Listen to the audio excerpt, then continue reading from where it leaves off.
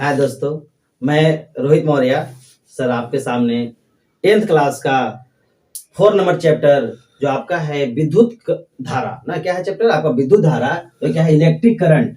वो आपको electric current आज लेकर आया हूँ आपके सामने। ये इतना भी हार्ड नहीं है, बहुत ही अगर बारीकी से पढ़ा जाए तो बहुत अच्छा चैप्टर है। मैं आप लोग से कोशिश कहूंगा कि आप इस वीडियो को पूरा देखें और समझने की कोशिश करें, क्योंकि मैं इस ढंग से पढ़ाऊंगा कि आपको लगेगा नहीं कि ये चैप्टर फास्ट है ना। ये आपका बहुत नॉर्मल चैप्टर है। अब इसको नॉर्मल ढंग से हम पढ़ेंगे, ज्यादा स्ट्रेस न लेंगे इस चैप्टर पर और पढ़ने का कोशिश करेंगे। हाँ, आप पढ़ने से पहले कॉपी कलम को साथ में ले लें और जब हम पढ़ाते चलें और आप लिखते चलेंगे। तो देखते हैं इस चैप्टर में पढ़ना क्या है। चैप्टर में हम पढ़ना है, मेन चैप्टर नाम विद्युत धारा। चैप्टर का नाम है आपका विद्युत धारा, और विद्युत धारा पढ़ना है। विद्युत धारा होता क्या है? तो विद्युत धारा में मेनली क्या होता है, आवेशों का प्रवाह होता है। क्या होता है? आवेशों का प्रवाह। अब आवेशों का प्रवाह होता है तो सबसे बड़ी चीज पढ़ना है परिभाषा से पहले हम कि आवेश क्या होता है। सबसे छोटा पॉइंट इसमें होता है, इनिशियल पॉइंट होता है आवेश क्या होता है। तो वो आवेश हमको पढ़ना है।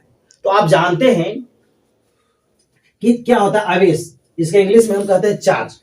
अब चार्ज से समझते होंगे आप, कहता है ना कि चार्ज लगा है, टैक्स लगा है, तो टैक्स उस ढंग का चार्ज नहीं है। ये क्या है? आवेश। जिसे हम पढ़ते हैं क्या होता है, दो वस्तुओं में घर्षण के कारण आवेश उत्पन्न होता है। क्या होता है?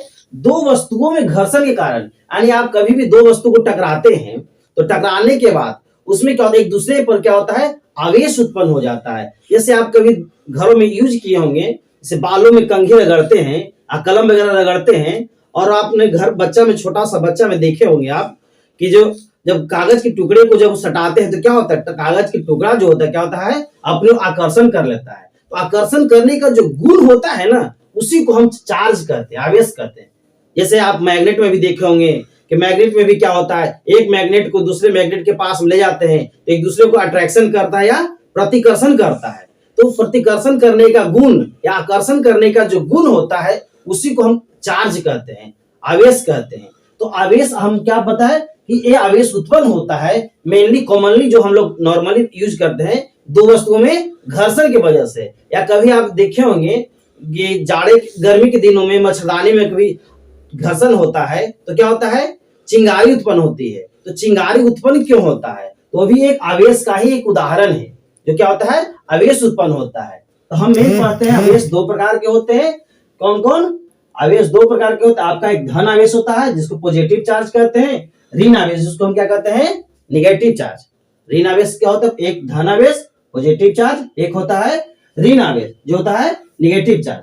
अब अगर नॉर्मली अगर हम सब्जेक्ट की भाषा में पढ़ें तो आप कहीं पर तत्व में, केमिस्ट्री में पढ़े होंगे आप कि किसी भी तत्वों पर क्या होता है, ए प्लस चार्ज, ए प्लस चार्ज, ए प्लस चार्ज। तो किसी भी तत्व पर जो प्लस चार्ज या माइनस चार्ज की उपस्थिति को शो करता है, इसी को हम चार्ज कहते हैं। अगर सब्जेक्ट के माध्यम से, केमिस्ट्री में तत्व के माध्यम से पढ़े तो क्या होता है, हाइड्रोजन पर जो प्लस चार्ज है, सोडियम पर जो प्लस चार्ज है, कैल्शियम पर जो प्लस चार्ज है, क्लोरीन पर माइनस चार्ज, ऑक्सीजन पर माइनस चार्ज, नाइट्रोजन पर माइनस चार्ज। इसी जो माइनस और प्लस का जो सिंबल है, इसी को हम आवेश कहते हैं। अब आगे पढ़ते हैं आवेश के गुण, कि आवेश का बहुत सारे गुण होता है। अब कौन कौन से गुण मेनली होता है? तो मेनली आवेश का दो गुण हम लोग मेन पढ़ते हैं। क्या होता है? एक होता है सजातीय आवेशों में क्या होता है, एक दूसरे को प्रतिकर्षण करते हैं। मतलब कहने का मतलब क्या है, जब दो समान आवेश का, यानी एक होता है प्लस चार्ज, एक माइनस चार्ज, तो इसी में लिखेंगे अगर प्लस चार्ज और प्लस चार्ज एक दूसरे को साथ में ले जाएंगे ना, जो प्लस एक वस्तु पर प्लस चार्ज होता है और जब दूसरे वस्तु पर प्लस चार्ज होता है तो एक दूसरे को जब नजदीक में ले जाते हैं तो क्या होता है, एक दूसरे को सटेगा नहीं, वो क्या होता है, दूर धकेलता है। जैसे आप देखे होंगे मैग्नेट वाला, आप देखे होंगे कि दो चुंबक, बचपन में हम करते थे कि जो मैग्नेट जो होता था, किसी एक चुंबक को दूसरे चुंबक के बीच में ले गए तो कभी कभी क्या होता था, एक दूसरे को पीछे ढकेलता था ना। तो ढकेलने का गुण क्या होता है, मतलब कि जिस चार्ज, एक मैग्नेट पर जो चार्ज है दूसरे मैग्नेट पर उसी डायरेक्शन का चार्ज को और एक सीधे में ले जाएंगे तो क्या करता है, एक दूसरे को ढकेलता है, पीछे की ओर भेजता है। और ये पीछे भेजने का क्रिया जो क्या कहलाता है, प्रतिकर्षण कहलाता है। और प्रतिकर्षण होता है जैसे प्लस चार्ज एक दूसरे के नजदीक में ले जाएंगे तो प्रतिकर्षण होता है, या माइनस चार्ज और माइनस चार्ज, नेगेटिव चार्ज एक दूसरे के पास ले जाएंगे तो क्या होता है, प्रतिकर्षण होता है। अब बात होती है यहाँ प्रतिकर्षण की, लेकिन सिर्फ सब प्रतिकर्षण तो करता नहीं है, ये आकर्षण का भी गुण करता है। तो आकर्षण कब करता है, जब एक वस्तु पर प्लस चार्ज दूसरे वस्तु पर माइनस चार्ज एक दूसरे के नजदीक ले जाएंगे। कब, जब एक वस्तु पर प्लस चार्ज है, एक मैग्नेट पर प्लस चार्ज दूसरे मैग्नेट पर माइनस चार्ज, अब दोनों को एक साथ ले जाएंगे तो क्या करता है, वो आकर्षण करता है। एक पॉजिटिव वाला एक नेगेटिव वाला को एक साथ ले जाएंगे तो एक दूसरे को क्या करता है, अपनी ओर खींचता है। जैसे आप कागज वाला जो आप देखे होंगे कि बाल में रगड़ते हैं तो क्या होता है, कंघे पर क्या होता है, कंघे को कागज को क्या करता है, आकर्षण करता है। मतलब एक पर क्या हो जाता है, एक पर पॉजिटिव चार्ज रहता है, एक पर नेगेटिव चार्ज, तो क्या करता है, एक दूसरे को आकर्षण का कार्य करता है। फिर से एक बार और देख ले, फिर से देख ले, दो वस्तुओं में क्या होता है, घर्षण के कारण आवेश उत्पन्न होता है। एक बार विभाज्य कर लेते हैं कि घर्षण के कारण आवेश उत्पन्न होता है। आवेश दो प्रकार के होता है, धन आवेश जिसको पॉजिटिव चार्ज कहते हैं, ऋण आवेश नेगेटिव चार्ज। आवेश दो प्रकार के होते हैं ना, आवेश तो दो प्रकार के पढ़ लिए। आवेश के प्रमुख गुण क्या क्या होता है, आवेश के जो आपका गुण है क्या है, ये आपका गुण। आवेश के मेनली दो गुण होते हैं, एक होता है सजातीय आवेश एक दूसरे को प्रतिकर्षण करते हैं। सजातीय आवेश एक दूसरे को प्रतिकर्षण करते हैं। जैसे आप पॉजिटिव चार्ज अगर एक साथ लाया जाए तो प्रतिकर्षण करते हैं। अगर नेगेटिव चार्ज एक दूसरे के नजदीक में लाया जाए तो भी प्रतिकर्षण का ही गुण, माने समान जो होता है वो एक साथ नहीं रह सकते हैं ना। विजातीय आवेश, अब विजातीय आवेश देखिए, विजातीय आवेश एक दूसरे को क्या कर, विजातीय मतलब क्या होता है, असमान। विजातीय मतलब असमान आवेश, माने एक पर प्लस चार्ज एक पर माइनस चार्ज रहेगा तो क्या करेंगे, एक दूसरे को आकर्षण करने का कार्य करेंगे। जैसे आप देखे होंगे, जीवन में भी आप देखे होंगे कि एक मेल और एक फीमेल मिलके ही एक जीवन का रहस्य बनता है। उसी प्रकार यहाँ धन मूलक और ऋण मूलक ही मिलकर क्या करता है, एक दूसरे को आकर्षण का कार्य करता है। लेकिन अगर दोनों सेम रहेगा तो दोनों सेम रहने वाला एक साथ कभी रहता नहीं है, यानी दोनों में क्या होता है, टकराव उत्पन्न होते रहता है। आप बताए थे आपको क्या है आवेश। आवेश का देखिए एग्जाम्पल में क्या क्या होता है। आवेश के एग्जाम्पल में हम देखेंगे यहाँ पर कि जब कांच को रेशम के कपड़े पर, जो कांच होता है, कांच के कोई भी छड़ को अगर रेशम के कपड़े पर अगर रगड़ते हैं तो कांच पर क्या होता है, धन आवेश, कांच पर क्या होगा, धन आवेश उत्पन्न हो जाता है। मतलब कहने का मतलब है, कांच को भी छड़ लेंगे और उस पर रेशम के कपड़े पर ऐसे रगड़ेंगे तो क्या होगा, जो कांच के छड़ होगा इस कांच के छड़ पर धन आवेश, और जो कपड़ा अगर रहेगा रेशम के कपड़ा, उस रेशम के कपड़े पर क्या होगा, ऋण आवेश उत्पन्न हो जाता है। उसी प्रकार दूसरा एग्जांपल में देखेंगे, जब एवोनाइट के छड़ को ऊन के कपड़े पर रगड़ा जाता है, जो एवोनाइट के छड़ को अगर ऊन के कपड़े पर रगड़ेंगे तब क्या होगा, एवोनाइट के छड़ पर, यहाँ पर देखिए एवोनाइट के छड़ पर ऋण आवेश होगा, यहाँ पर कांच के छड़ पर धन आवेश होता था, लेकिन यहाँ पर क्या होता है, एवोनाइट के छड़ पर ऋण आवेश, और जबकि ऊन पर क्या होता है, धन आवेश उत्पन्न हो जाता है। ये आपको एग्जाम के पॉइंट ऑफ व्यू से बहुत ही इंपॉर्टेंट है। और एग्जाम में ये वाला थोड़ा सा अपवाद की तरह का आया था कि उल्टा, जैसे यहाँ कठोर वस्तु था, कठोर पर धन आवेश, यहाँ कठोर था उस पर ऋण आवेश। इस पॉइंट ऑफ व्यू से आप ध्यान दीजिएगा कि जो एवोनाइट के छड़ जो होता है उस पर ऋण आवेश उत्पन्न हो जाता है, जबकि ऊन पर क्या हो जाता है, धन आवेश उत्पन्न हो जाता है। ये पॉइंट आप एग्जाम और पॉइंट ऑफ व्यू से नोट करके रख लीजिएगा, क्योंकि आपको बहुत बार एग्जामों में ये पॉइंट पूछा जा चुका है। अब देखिए नेक्स्ट इसमें पॉइंट पढ़ना है आवेश के लिए, कि आवेश में कैसे कार्य करता है, आवेश में किस प्रकार का बल लगता है। इसीलिए एक कूलम्ब साइंटिस्ट थे, कूलम्ब ने क्या किए, एक नियम दिया था आवेशों के बीच। आपको पढ़ा है कि दो आवेशों के बीच या तो प्रतिकर्षण बल लगता है या आकर्षण बल लगता है। तो उसी प्रतिकर्षण बल या आकर्षण बल को मान बताने के लिए किस प्रकार का बल होता है, मान कितना होता है, उस मान को बताने के लिए कूलम्ब ने एक अपना नियम दिया। उन्होंने क्या दिया, कूलम्ब ने आवेशों के बीच जो बल लगता है, बल का मान बताने के लिए एक नियम का प्रतिपादन किया गया, जिसे हम कूलम्ब का नियम कहते हैं ना, कूलम्ब्स लॉ कहा जाता है। अब कूलम्स लॉ के अनुसार उन्होंने क्या दिया था, ये ध्यान दीजिए आप, कि कूलम ने दो आवेशों के बीच लगने वाले आकर्षण और प्रतिकर्षण बलों के बारे में एक नियम का प्रतिपादन किया था। मैंने कहा जाता है कि कूलम जो थे, साइंटिस्ट थे, उन्होंने दो आवेश जो होता है, धन आवेश या ऋण आवेश, या फिर दोनों धन आवेश भी हो सकता है, दोनों ऋण आवेश भी हो सकता है, कुछ भी हो सकता है। तो कहा जाता है कि दो आवेशों के बीच लगने वाला जो आकर्षण बल या प्रतिकर्षण बल जो होता है, वो क्या होता है कि एक आकर्षण बल और प्रतिकर्षण बलों के बारे में एक नियम का प्रतिपादन किया था। उन्हें किस प्रकार का बल होता है, जिसे ही हम क्या कहते हैं, कूलम्स का नियम कहा जाता है। अब उन्होंने इस नियम के आधार पर क्या बताया थे, आगे देखते हैं।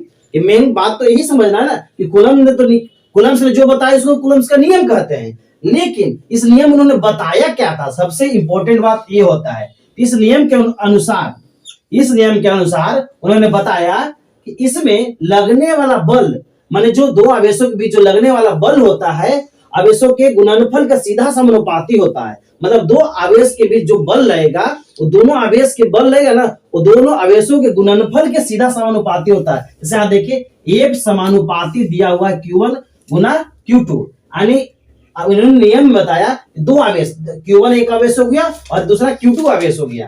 तो देखते हैं दोनों आवेशों के गुणनफल के सीधा समानुपाती होता है।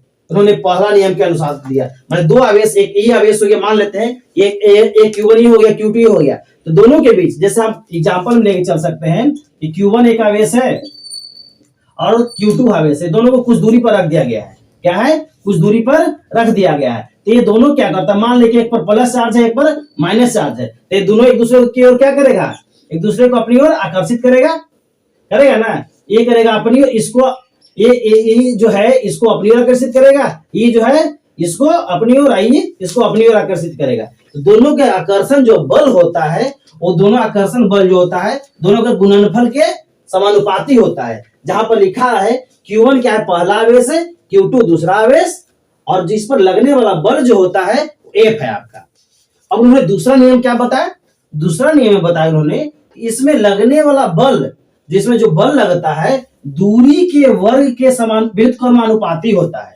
दूरी के वर्ग के व्युत्क्रमानुपाती होता है। मतलब क्या, इसके दोनों के बीच के मान लेते हैं R दूरी है, इन दोनों को जब दूरी, जितना मान ले कि दूरी क्या है, अगर दूरी को हम बढ़ाते हैं, जितना दूरी होगा, दोनों के दूरी के वर्ग के व्युत्क्रमानुपाती, मतलब उल्टा होता है ना।